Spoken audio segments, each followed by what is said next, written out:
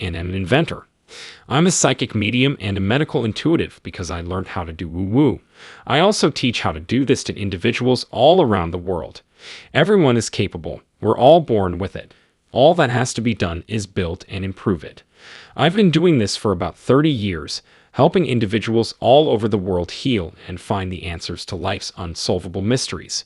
What I discovered is that we can perform past life scans, determine someone's mortality point, facilitate healings, speak telepathically with departed loved ones, communicate with pets whether they are alive or dead, and a host of other abilities if we connect with spirit. I currently work on that pretty much full time, and it's a lot of fun.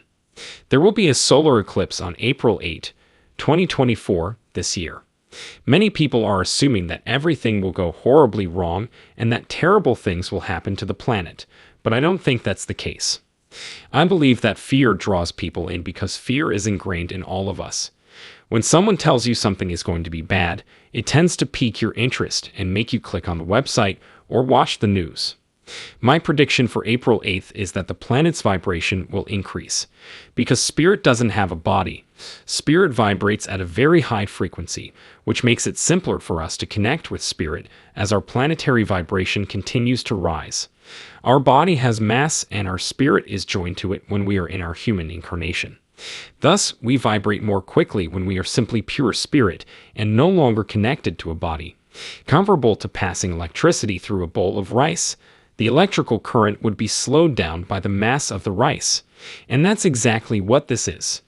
I think it will be intriguing to witness the solar eclipse on April 8th, and I think the whole eclipse-related fear thing dates back millions of years to a time when people had access to education, and we dread the things we don't understand. Therefore, all cultures have seen eclipses since the beginning of time. Astrophysicists can explain why these events occur and have scientific explanations for why they do so, but people's anxiety stems from their inability to fathom the unknown. It will be amazing, so there's nothing to worry about. Anyone may increase their frequency. There are a few simple ways to do it.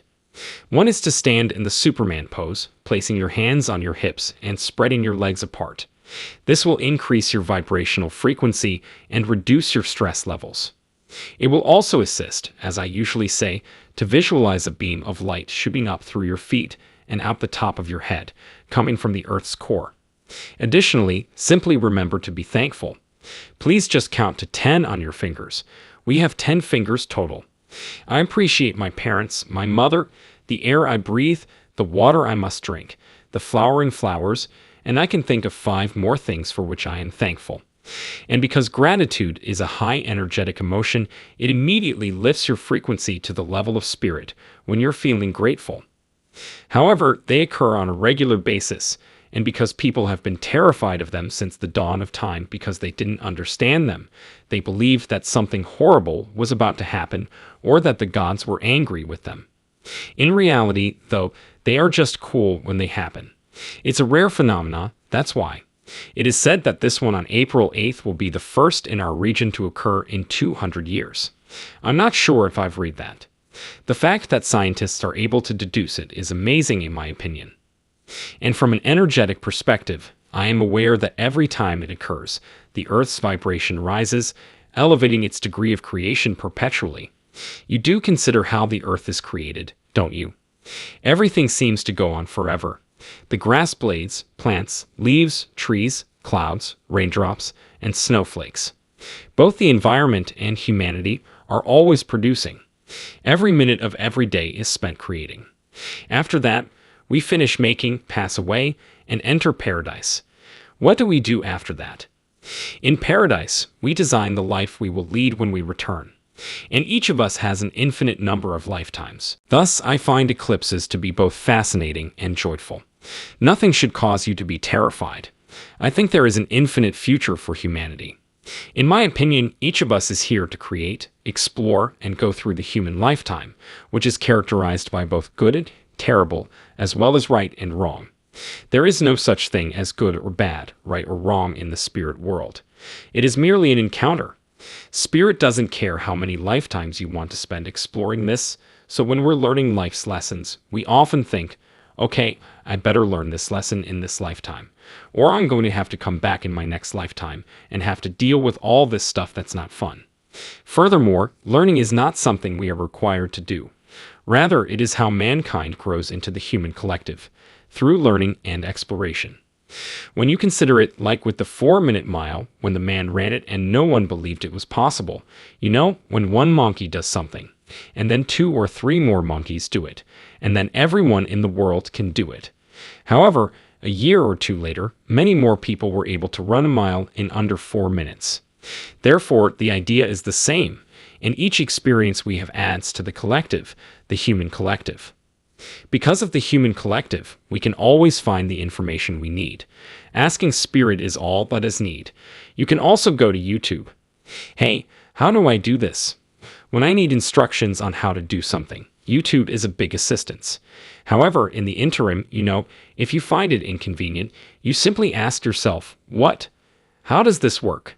And that clears your mind. Our brains send and receive frequencies like large satellite dishes. Every idea has a frequency, and all spirits have a frequency that they have maintained throughout all of their existence. To adjust your satellite dish head to a certain channel, such as a TV or radio station, all you have to do is think of it. After that, a two-way radio is opened, allowing us to communicate and obtain information. As a result, as we grow and more individuals raise their vibrations, either consciously or unconsciously as a result of being around high vibration people, it facilitates their communication with spirit, which in turn helps the human race as a whole develop and flourish. We commonly witness solar and lunar eclipses, and once more, I refer to the calculations made by astronomers and astrophysicists using the Earth's orbital route and the orbits of the other planets. It occurs on sometimes. Previously, ancient tribes were terrified by it and believed it to have a greater significance. My observation is that the frequency of solar and lunar eclipses and other space phenomena may be related to our ability to elevate our vibration, given the Earth's gravitational path. Every time we experience it, it appears to me, and I've heard from Spirit numerous times, that the planet's frequency rises. Is there a wider picture then? Is that how God originally intended for there to be periodic solar eclipses, which would cause a significant increase in the planet's vibrational level and enable humans to grow, connect with Spirit, and create ever more incredible things as we advance? It is possible. Spirit confirms that it is true when I inquire, albeit I'm not positive. I believe that everything is probably a part of God's grand design for creation. It is also my belief that life is devoid of coincidences. Everything is falling into place exactly as it should, and that helps us somehow. Even under the most horrifying circumstances, such as losing a loved one or suffering a severe injury, we can always discover a positive outcome when we reflect back on those times in our lives and are able to stand back and see things objectively. And most survivors of very horrible experiences will tell you, when you question them a few years later, yeah, that was terrible when I went through it, but I'm glad I did because here's how I grew from it. To put it another way, I think that as a species, we humans are producing as we go along, and that has an impact on a variety of things like inventions and the global economy. Being a developer of surgical instruments myself, the products of my labors resolved issues that had previously arisen during surgeries. I was simply an ordinary businesswoman, at the time, not trained as a psychic or medical intuitive, so I had ideas in my head before I understood how to conduct woo-woo. Thus, I had suggestions that improved the procedure for both the patient and the surgical team, enabling them to heal more fully, more quickly, and more effectively. Furthermore, I think that everything in our lives, personal, professional, or related to the world's financial markets, is coming together flawlessly. Since the dawn of time, when our stocks and other investments have decreased in value, they have typically increased again, and ultimately, we have made money from anything. Thus, once more, there are very knowledgeable, highly educated individuals who have studied everything from weather patterns to international financial markets, and they are generally able to forecast future events with some degree of accuracy. All I know is that everything is okay.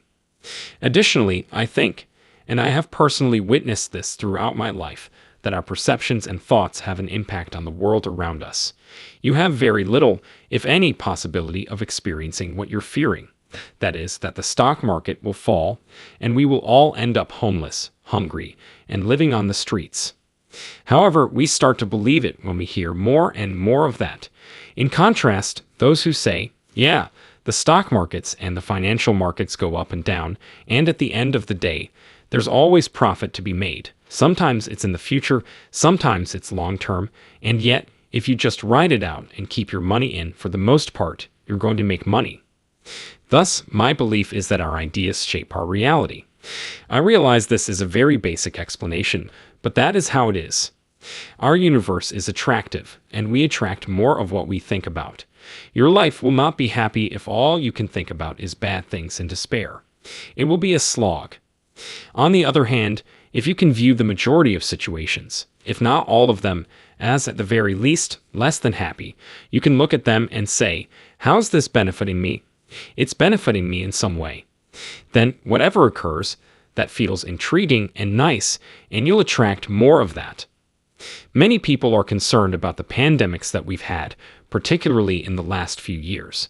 And when we realize that pandemics have always occurred, 2/3 of Europe were affected by them in the 14th century, we can also see that the only thing that has changed is that today we have access to medical treatments that keep us healthy.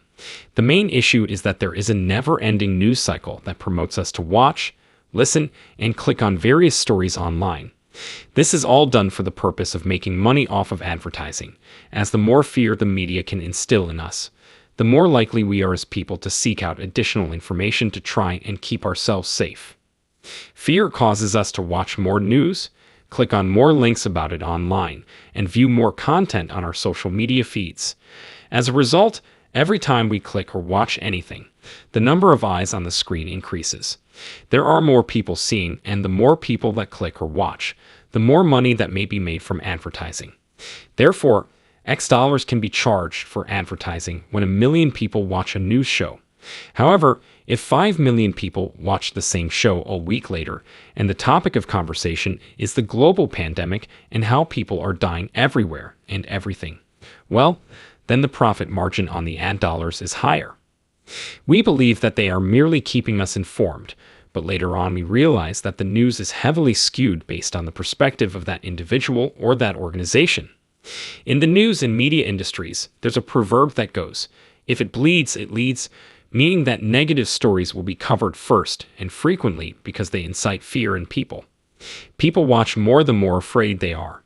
Because cost per thousand refers to the amount of money that marketers must spend per thousand or million viewers, depending on the specifics of the media outlet they are using. The more viewers they have, the more revenue they may make from their ads. The more people who watch, the more money is made from advertising. Therefore, when you're feeling particularly anxious, afraid, and so forth, switch off the news, log out of social media, and watch something uplifting. And guess what? People live and the world continues, and all is well. Control what you're watching and be mindful of your emotions. We are all born with an inbuilt GPS system called emotion, which we all refer to as our emotions. Therefore, if anything hurts and you think to yourself, is this going to kill me in the next 2 minutes? Alter the situation and get off the road before the bus runs you over. If the response is negative, then you should go on and ignore the concern because it is unfounded and doesn't apply to you. When we experience fear, our bodies automatically go into fight or flight mode. The body doesn't distinguish between situations where it should be run away, such as when a bus is approaching and we need to get off the road, and situations where we are running late for a meeting and are worried about what will happen. Blood rushes from our brains to our heart and extremities. The body is unaware of any distinctions. Simply ask yourself, is this going to kill me in the next 2 minutes? And if the answer is yes, modify the situation and exit the vehicle. If it's a no, you know it's a fabricated worry. When you laugh at yourself like that, you'll feel lighter and more positive all around, which will improve your life in every manner. Anything unpleasant has a low vibration and is invariably motivated by fear, rage, envy, or boredom. Dread is the foundation of all actual dread. Use the 2-minute rule, as I like to refer to it. Will this kill me in the next 2 minutes? And you'll discover that you laugh a lot when you say to yourself, Oh my gosh, no. If I'm late for this meeting, no, it can cause problems, but it's not going to kill me. Losing a loved one can be unbearably painful and feel like your heart is being pulled out of your chest. You won't die in the next 2 minutes if you ask yourself, is this going to kill me if I lose this person? If this person dies, therefore, it truly aids in maintaining our self-awareness, enabling us to behave with clarity regarding our next course of action. In that case, we can obtain advice. Indeed, we are in charge of our thoughts, and our thoughts shape the world in which we live. Thus, consider it this way. When I say to you, think of a yellow butterfly, you should visualize a yellow butterfly flying around in your head. Imagine a blue butterfly that has recently joined it, followed by an orange and black butterfly that has recently joined those two. Now imagine those three butterflies fluttering about in your mind's eye, floating around. That's what your mind is imagining. So, how did you proceed? You merely managed your mind. Is that correct? When I told you to think of a yellow butterfly, you managed to focus your mind and visualize the yellow butterfly. You followed my instructions to add these other colors, and after that you were able to see it. It's really that simple. If what we're listening to doesn't sound like it will kill or seriously injure us in the next few minutes, modify your perspective. We live in an attractive universe where everything is energy, therefore changing your thoughts also changes your reality and what you attract. What frequently occurs in our minds when we think of yellow butterflies. We are drawing in yellow butterflies, so that's what we will see. Playing with it therefore validates for us how simple it is to regulate our thoughts. Being able to regulate our thoughts is actually the key. Is this going to kill me in 2 minutes? No, and that's why I adore the 2-minute rule so much. Alright, in 2 minutes, will this kill me? No. Additionally, it protects us from falling into that fear-based black hole where we think that if this happens, then that's going to happen, then that's going to happen. Fear that we're going to die. You will, in fact, pass away at some point. Hopefully not tomorrow or very soon. That much is clear. However, it protects us from living our entire lives in a fight or flight state of fear, which is absurd and unnecessary. And all it takes to live a purposeful and joyful life is to manage our thoughts and apply the 2-minute rule. The world is ending, gods are furious with us, or something horrible is about to occur. Greetings, everyone. My name is Julie and I own a business and am an inventor. I'm a psychic medium and a medical intuitive because I learned how to do woo-woo. I also teach how to do this to individuals all around the world. Everyone is capable. We're all born with it. All that has to be done is build and improve it. I've been doing this for about 30 years, helping individuals all